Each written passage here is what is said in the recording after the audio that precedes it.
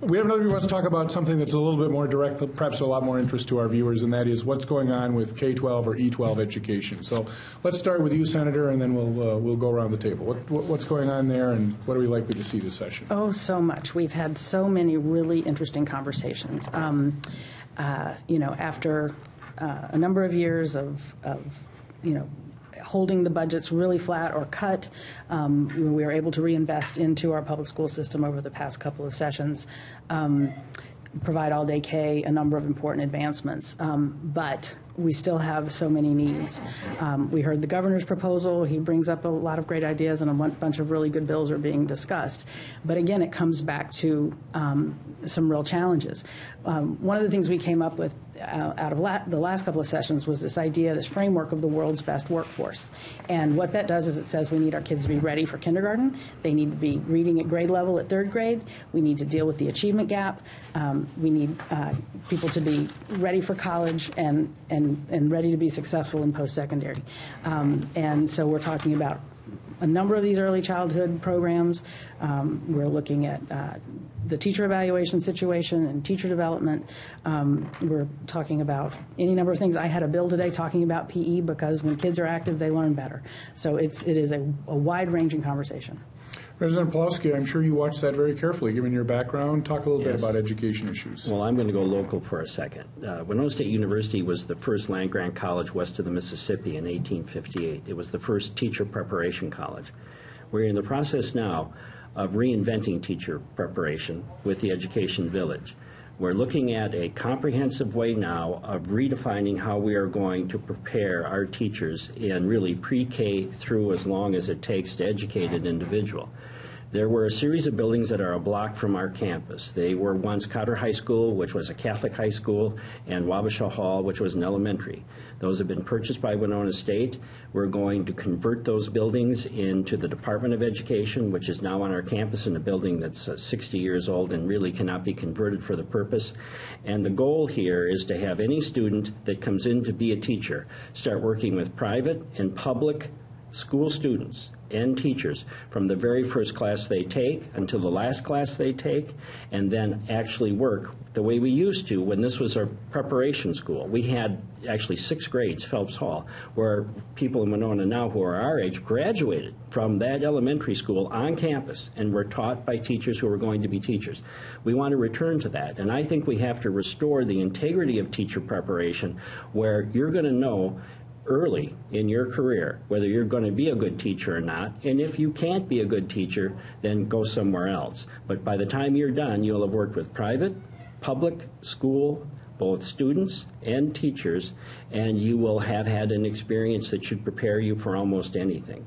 So I think what we're doing is saying we're going to reinvent. We were the first of the teacher preparation colleges west of the Mississippi. We were the best. I want to return us to being the best, and I think preparing teachers for the 21st century and doing the job they need to do is the way to do it. So the idea would then be to move away from, maybe move away is the wrong word, de-emphasize classes on pedagogy, that kind of thing? Yes, and I can honestly say in the 37 years I taught, I never really did use the word pedagogy in my classroom. And if I had, I would have frightened the students beyond description. This has to be hands-on learning. You have to actually work with students and with teachers. And what we want to do, because these are also tax dollars in play here, Winona State was the first laptop university in the MnSCU system and is still the only one. We're moving to tablets or iPads. We want to make sure that when these teachers graduate, they will be able to use 21st century technology in a productive way, and also have private and public school teachers come in. And licensure is a big issue here. How are you going to get the number of renewal units you need to get your license? If this works the way we want it to, there will be a calendar set up. You can look at the calendar and you can say, I need to get this, this, and this for my licensure. You go to Winona State, you can get it there, you can get it at the very highest level, and this will hopefully help school districts in having, and I can honestly say it, workshops that were worthless just to build up your renewal units to get your licensure. This should be a way of saying, I'm actually going to improve myself as a professional, and I'll do it in a way I can take it back to the classroom and use it. Representative Dean, any thoughts, K-12? Well, I'm just looking at colleges with my oldest kid. So I've seen the kindergarten through 12. I've seen K through 12 up close, and I've got 2 more coming along the way.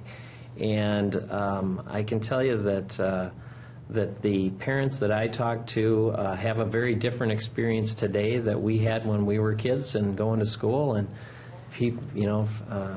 much different stresses, and it's a lot harder for folks, not just in the inner city, but in the suburbs in greater Minnesota. It's having a lot of stresses on parents and families. A lot of parents are feeling like teachers, doing homework with kids at night that didn't seem to be there a long time ago. So things are definitely changing, particularly for people maybe with kids that kind of in the middle, maybe not at the upper end, and maybe not at the kids who need special help. But boy, there's a lot of people in the middle that are just saying, man, it seems like my kid is getting the short end of the stick, and I'm going to have to either pay for tutor or pay for extra help or to try to help them along. So there's certainly a lot of resources that go into that, and parents are just saying, how is this going to help my kid and help our situation moving forward? And really, the teacher is the person who closes the door in the morning and turns on the lights, is in charge. And we are really going to be looking at ways of improving the teacher quality, and also changing things like what's called last in, first out in Minnesota, where we have got this crazy situation where we get rid of teachers because they haven't been there for very long, and sometimes we're getting rid of our very, very best and brightest teachers simply because they've been on the clock the least. We think that that's not a fair situation for parents that are really exasperated with schools. Secondarily, we believe that very strongly that kids should not have to suffer under a failing school, should not have to pay the price of a zip code. So if you're in an area with bad schools and really dilapidated situations in the physical buildings, and that translates a lot, that's tough. It shouldn't have to depend on your zip code.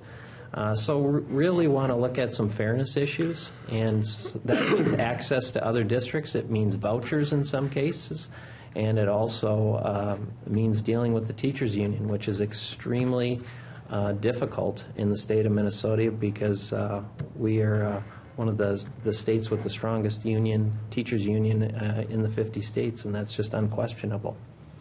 Any other thoughts on education? I would just like to echo something that Representative Pulowski was speaking of, and it has to do with what Representative Dean was referring to as well, and that is about teacher quality. And one of our challenges right now is that we are not attracting some of the best and brightest young people into the teaching profession. And I think we need to look at that, because we need to have the most passionate, qualified people. We don't have enough qualified people coming into the teaching field, and we need to make sure we have that, or we're going to have a hard time keeping teaching, training, and bringing them in and helping them develop into the best professionals they can be.